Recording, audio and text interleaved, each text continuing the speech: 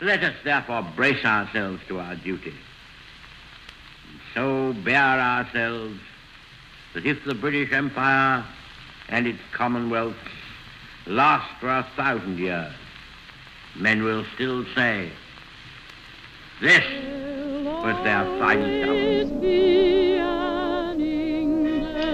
For 10 years, the Riverside Speech and Debate team has presented a live radio play production of A Christmas Carol. Put on by our students, coaches, volunteers, and alumni, the annual show is a celebration of both the holiday season and the history of our program. The first time we did this show, we got it together in a couple of weeks. It was a fairly straightforward adaptation of A Christmas Carol, with a few short commercials that we made up in the style of 40s radio shows. Over the years, the adaptation has become totally our own, although I think Mr. Dickens would approve. And those short commercials have taken on a life of their own.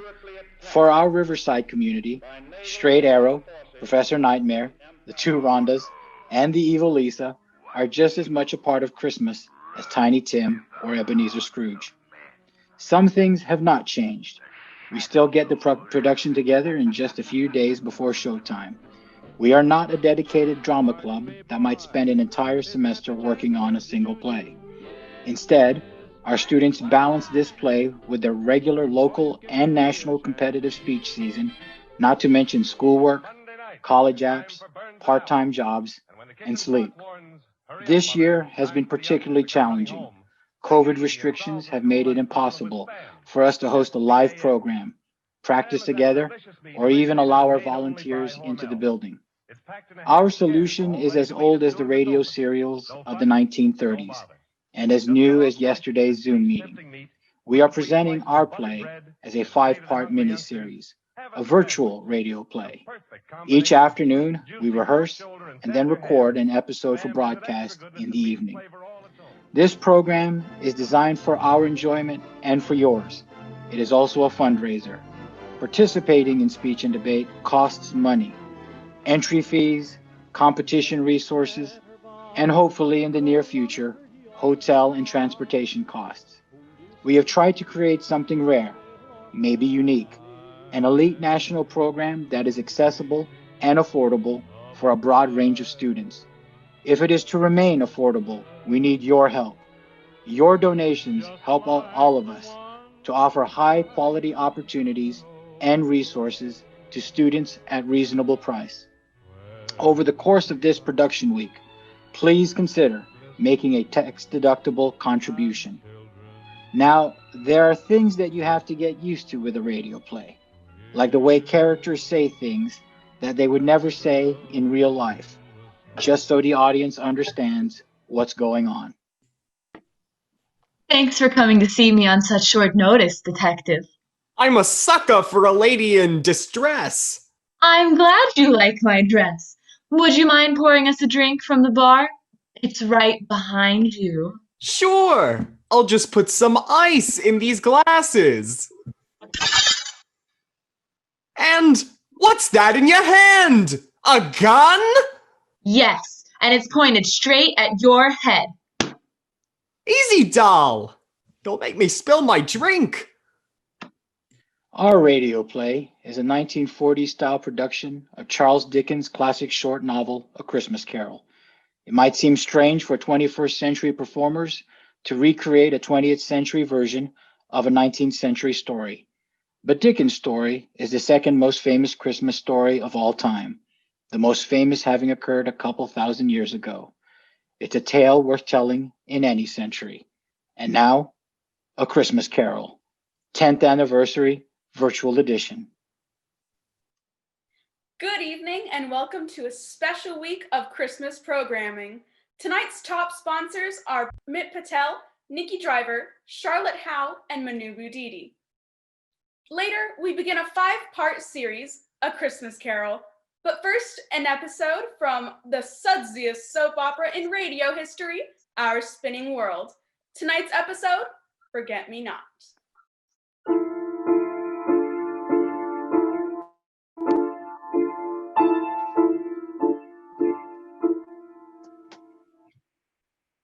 Darling, I have something to tell you.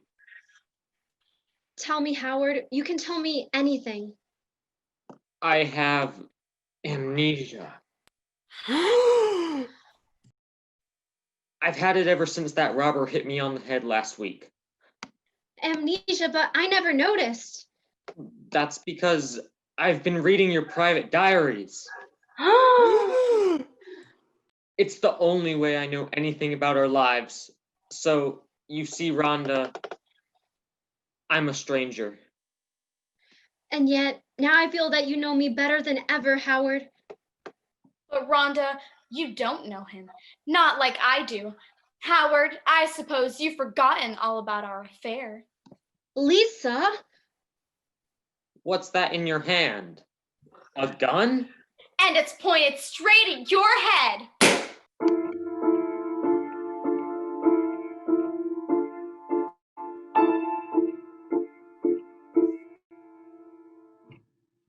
Sounds like things are about to spin out of control on the next Our Spinning World. And now, a word from Hormel, the makers of Spam. Hey, Grandpa, do you want half of my Spamwich? You mean sandwich? No, Spamwich. It's tasty pork shoulder and product between 2 pieces of buttered bread. Well, let me put my teeth in. Mmm, delicious. And best of all, and it's good for you too, with the protein and salt the kids need. And best of all, Spam comes in a can, so you know it's good. Grandpa! Delicious. And now, part 1 of A Christmas Carol.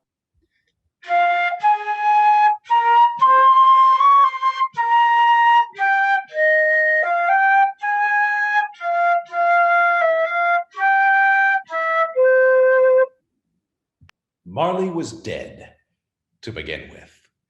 There's no doubt whatsoever about that. The register of his burial was signed by the clerk, the clergyman, the chief undertaker, the mourner. Scrooge signed it.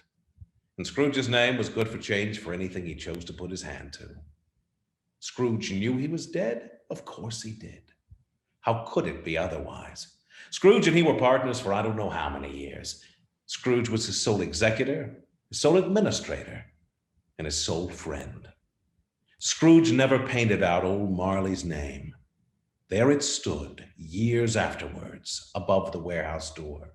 Scrooge and Marley. The firm was known as Scrooge and Marley. Sometimes people new to the business called Scrooge Scrooge, and sometimes Marley. But he answered to both names.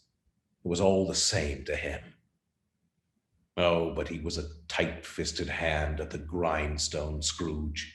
A squeezing, wrenching, grasping, scraping, clutching, covetous old sinner.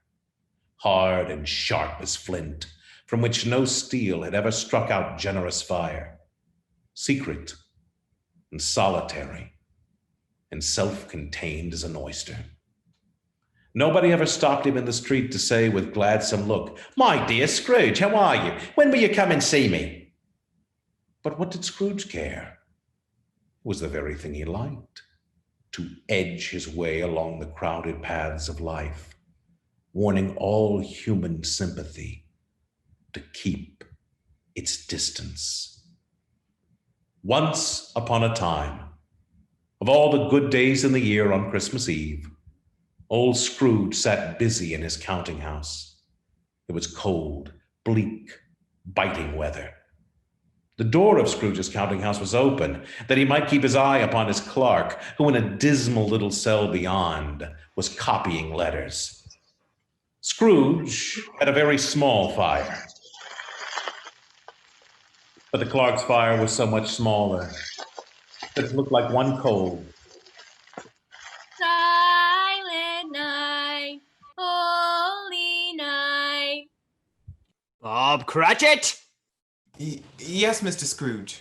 What's that infernal noise? Children singing Christmas carols, sir. Well, send them away! Yes, sir. Now, away with you. It's Christmas Eve. Your parents will be wanting you home. Didn't I sing it well, sir? Yes, yes. You sang it very well. Oh, Go home. Go home. yes, sir. Oh, pardon. That's all right. Merry Christmas. Merry Christmas, sir. Merry Christmas, Mr. Bob. Merry Christmas, Mr. Scrooge. Silent night, holy night, all is calm. Hello, Bob. Hello, Mr. Fred. How's your family? Quite well, sir. And the youngest, Tim, isn't it? Tiny Tim, we call him. I think he seems a little stronger. A little stronger. Wonderful to hear. Is Father Christmas in? Oh, Mr. Scrooge. Yes, sir, he's... Cratchit, am I interrupting a social call? It's your nephew, sir. Don't blame Bob, sir. My fault. Merry Christmas, Uncle. God save you. Bah. Humbug. Christmas? A humbug, Uncle? You don't mean that, I'm sure. I do. Merry Christmas. What right have you to be merry? You're poor enough. Come then. What right do you have to be dismal? You're rich enough. Bah. Humbug. Don't be cross, Uncle. What else can I be when I live in such a world of fools as this? Merry Christmas. Out upon Merry Christmas. What's Christmas time to you but a time for paying bills without money? A time for finding yourself a year older but not an hour richer? But a time for balancing your books and having every item presented dead against you? If I could work my will, every idiot who goes about with Merry Christmas on his lips should be boiled in his own pudding and buried with a stake of holly through his heart. He should. Uncle! Nephew! Keep Christmas in your own way, and let me keep it in mine. Keep it? But you don't keep it. Let me leave it alone, then. Much good may it do you. Much good it has ever done you. There are many things from which have derived good, by which I have not profited. Christmas among the rest. I have always thought of Christmas time as a good time, a kind, forgiving, charitable, pleasant time.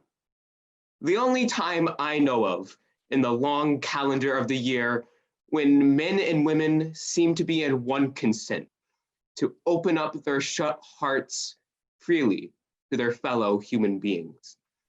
And therefore, Uncle, though it has never put a scrap of gold or silver in my pocket, I do think it has done me good, and will do me good. And I say, God bless it. Let me hear another sound from you, Bob Cratchit, and you'll keep your Christmas by losing your employment. As for you, nephew, you're quite a powerful speaker. It's a wonder you don't go into Parliament. Don't be angry, Uncle. Come, dine with us tomorrow. I would sooner die. But why? Why? Why did you get married? Because I fell in love. Because you fell in love. That's the only thing more ridiculous than Merry Christmas. Good afternoon. But you never came to see me before that happened. Why give it as a reason for not coming now? Good afternoon. I want nothing from you. I ask nothing of you. Good afternoon. I'm sorry with all my heart to find you so resolute. We have never had any quarrel to which I have been a party. But I made this trial in homage to Christmas, and I will keep my Christmas humor to the last. So a Merry Christmas, Uncle. Good afternoon. And a Happy New Year. Good afternoon. And a Merry Christmas to you, Bob. And to you, sir. There's another fellow, my clerk, with 15 shillings a week and a wife and family, talking about a Merry Christmas. I'll retire to Bedlam. Nephew, I thought I made myself clear. Oh, I thought you were someone else. Well, what do you two want? Scrooge and Marley's, I believe. Are you Mr. Scrooge? Or Mr. Marley. He might be Mr. Marley. You should have asked that first. Marley comes first in the alphabet. But Scrooge comes first on the sign. Mr. Scrooge might be the senior man. Mr. Marley was the senior man. Was? Mr. Marley has been dead these 7 years. He died 7 years ago, this very night. Please accept our condolences on your loss. Well, the anniversary of your loss. I am sure that Mr. Marley was a worthy man, and his generosity is well represented by his surviving partner. Yes, we were of like minds when it comes to generosity. Wonderful! Mr. Scrooge, Mrs. Kindly, and I represent the London Ladies Charitable Society. At this festive time of year, we find it more than usually desirable that we should find some slight provision for the poor and destitute who suffer greatly at this time. What? We are collecting money for charity. Will you help? I just said, Eliza, as I was elucidating, sir, many thousands are in need of common necessities. Hundreds of thousands are in want of common comfort. Are there no prisons? Plenty of prisons. And the union workhouses, are they still in operation? They are. I wish I could say they were not. Oh, I was afraid from what you said at first that something had occurred to stop them in their useful course. Under the impression that they scarcely furnish Christmas cheer of mind or body to the multitude, a few of us are endeavoring to raise a fund to buy the poor some meat and drink and means of warmth. What shall I put you down for? Nothing. What? He wishes to be anonymous, of course. I wish to be left alone. Since you ask me what I wish, that is my answer. I don't make merry myself at Christmas, and I can't afford to make idle people merry. I help to support the establishments I have mentioned, and they cost enough. And those who are badly off must go there. Many can't go there, and many would rather die. If they would rather die, then they had better do it, and decrease the surplus population. Besides, I'm not sure that the problem is all that bad. If you looked up from your checkbook and looked around, you would see it for yourself. It's not my business. It's enough for a man to understand his own business and not to interfere with other people's. Mine occupies me constantly. Good afternoon. Why, you hard-hearted... Eliza, it's not worth it. We will see ourselves out. I may have a penny. Well, a halfpenny anyway. God bless you, sir. And you. It's getting dark out there, sir. And colder. I can barely see the old church across the way. Did you ever see such a fog? Are you attempting, Cratchit, to say that it is time to close? It's already past the usual time, sir. And it's Christmas Eve. I promised my family I would try to be home early. What industry, what drive, and I suppose you'll want all day tomorrow. If quite convenient, sir. It's not convenient, and it's not fair. If I was to stop half a crown for it, you'd think yourself ill-used, I'll be bound. And yet you don't think me ill-used when I pay a day's wages for no work. It's only once a year. A poor excuse for picking a man's pocket every 25th of December. But I suppose you must have the whole day. Be here all the earlier the next morning. I will, sir. Thank you. Goodbye. Merry Christmas. Bah. Humbug.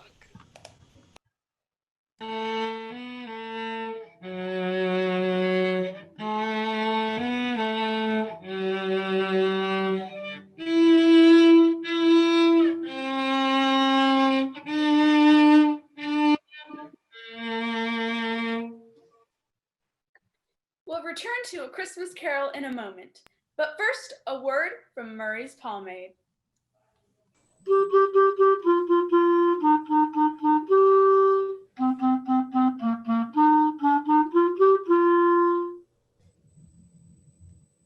Hi, gorgeous. Get lost. Hi, Mary. Oh, hi, Steve. See you tonight? Of course. I don't get it. The ladies love you. And don't give me the time of day. What gives? It's your wild and untamed hair. It tells them that you're a boy, not a man. Really? What can I do? Try Murray's pomade. It keeps those locks under control. A man who's in control of his hair is in control of himself. And it's easy to use. Just melt the pomade with your cigarette lighter and apply generously. Oh, Steve, can I just check my makeup in the mirror-like sheen of your glossy hair? Absolutely. I gotta get Murray's.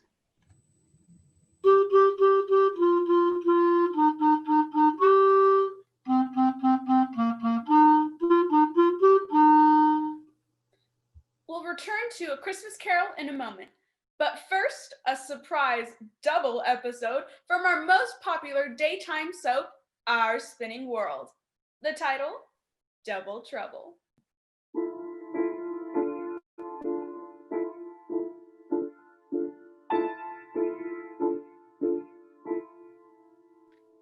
Howard, what's wrong?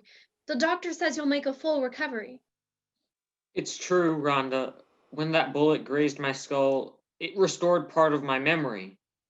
But now, I'll have to part my hair on the other side. Forever. Oh, darling, I don't care about that. I love you. How, Rhonda? How can you love me when I've betrayed you with my secrets and my lies? Because, Howard, I too have a secret. You're having a baby? I have two secrets, and one of them is so terrible that you will never forgive me, not ever. No, Rhonda, don't say that. Never that. After all, what could be worse than my betrayal of our marriage? Lying about my amnesia, reading your diary, changing your father's will. Stop, Howard, it's worse.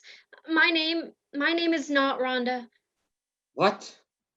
It's true. Don't you remember that Rhonda had a twin sister? Yes, A twin sister who disappeared. I guess. Don't you see? I'm not Rhonda. I'm her sister. What? It's true. Rhonda ran away the night before your wedding. She'd said that she had some business to take care of in South America. I was supposed to tell you, but I couldn't bring myself to do it. Because I loved you. I've always loved you, Howard. I took her place in the wedding.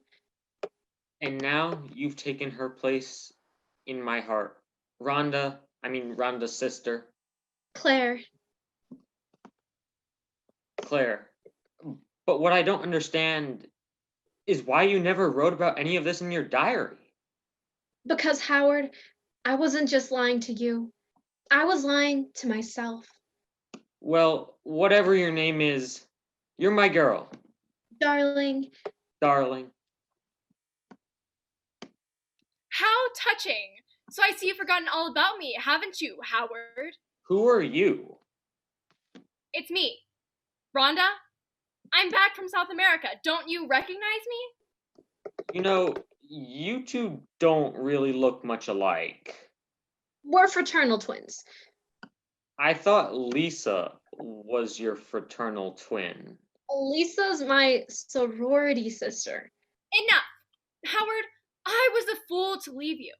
But now, I'm back. Leave him alone. You had your chance. Be quiet, Claire. I'm talking to my husband. He's my husband. That's not what the marriage license says. First, Rhonda, what's wrong?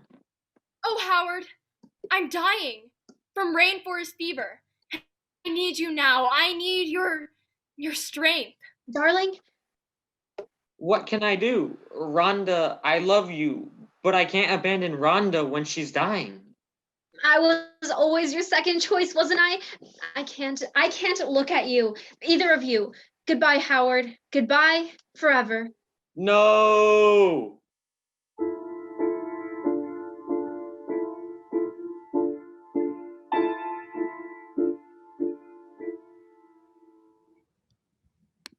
like Howard's troubles have doubled. And now, back to A Christmas Carol.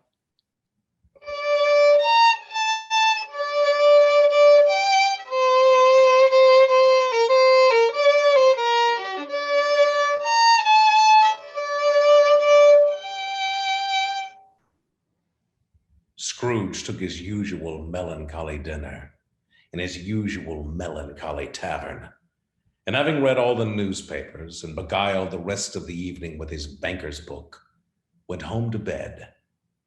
He lived in chambers that had once belonged to his deceased partner. Now, it is a fact that there was nothing at all particular about the knocker on the door, except that it was very large. It is also a fact that Scrooge had seen it night and morning during his entire residence in that place. Let it also be borne in mind that Scrooge had not bestowed one thought on Marley since his last mention of his 7 years dead partner that afternoon.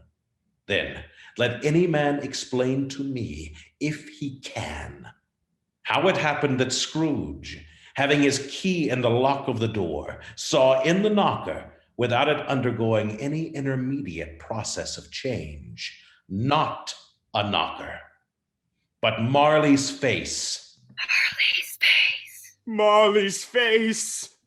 As Scrooge looked fixedly at the phenomenon, it was a knocker again.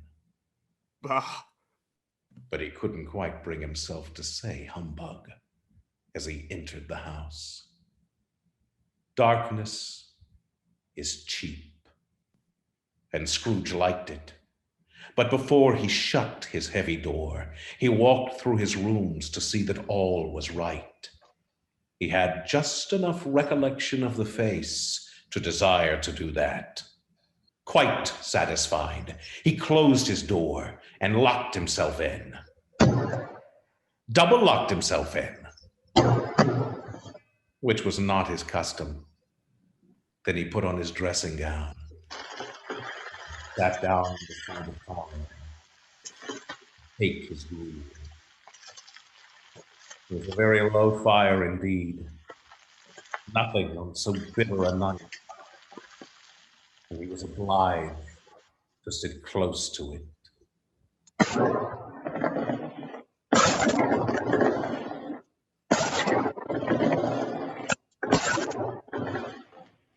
It's humbug. Still, I won't believe it.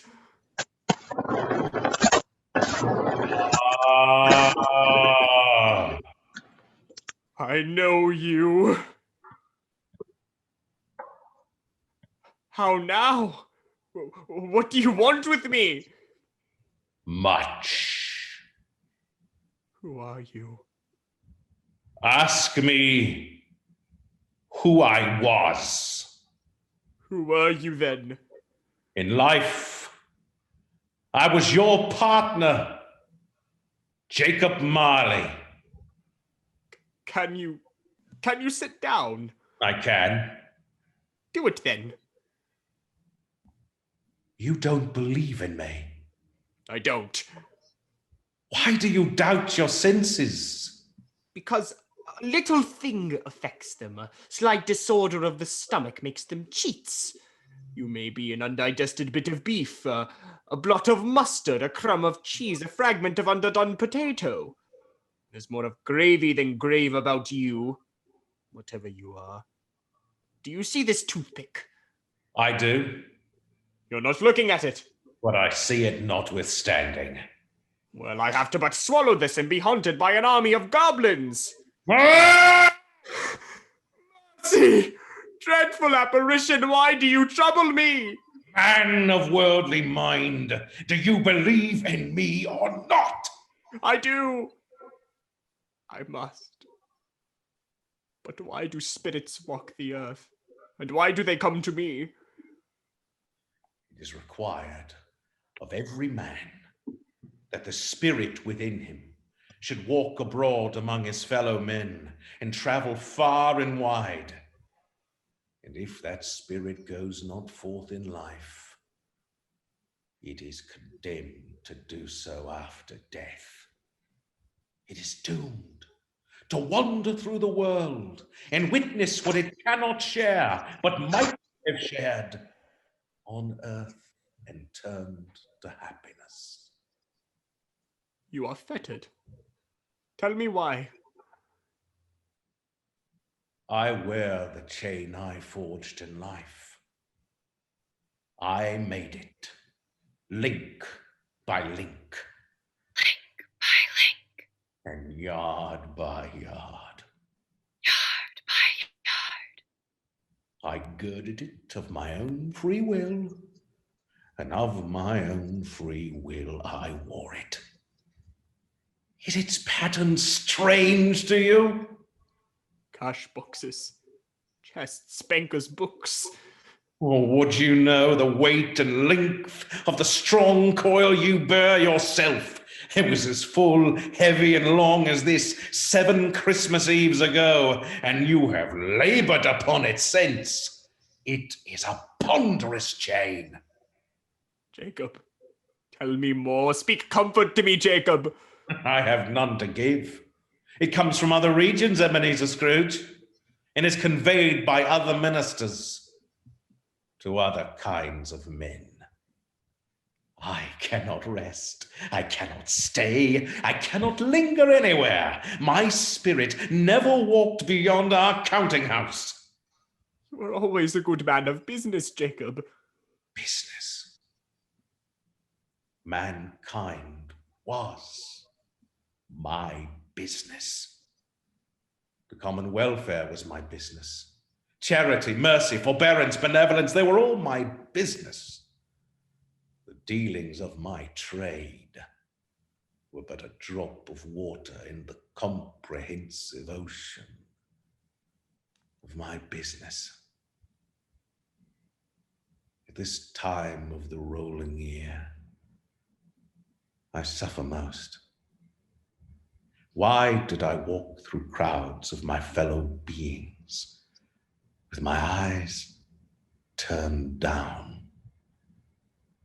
Never raised them to a blessed star that led the wise men to a poor abode. Were there no poor homes to which its light would have conducted me? Hear me. My time is nearly gone. I will, but don't be hard upon me. How it is I may appear before you in a shape you can see, I may not tell. But I have sat invisible beside you many and many a day. Not an attractive thought. That is no light part of my punishment. I am here tonight to warn you that you have a chance and a hope of escaping my fate. Chance and hope of my procuring, Ebenezer. You were always a good friend to me. You will be haunted by 3 spirits. Is this the chance and hope you mentioned, Jacob? It is. Then I think I'd rather not. Without their visits, you cannot shun the path I tread. Expect the first when the bell tolls 1.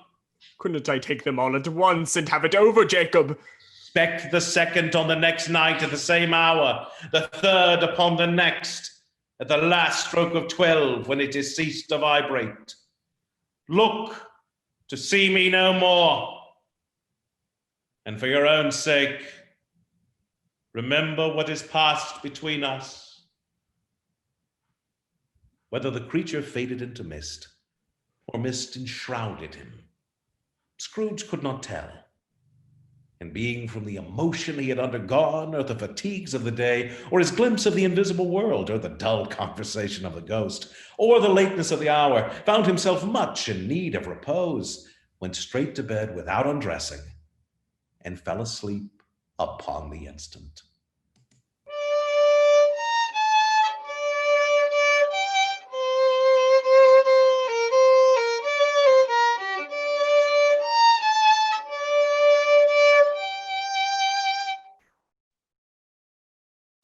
You have been listening to WRHS's production of A Christmas Carol, starring Will Lovin as Scrooge and Zach Simpson as Bob Cratchit.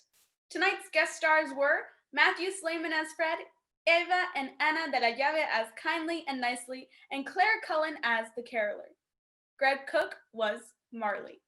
Tune in tomorrow for more of A Christmas Carol, and good night.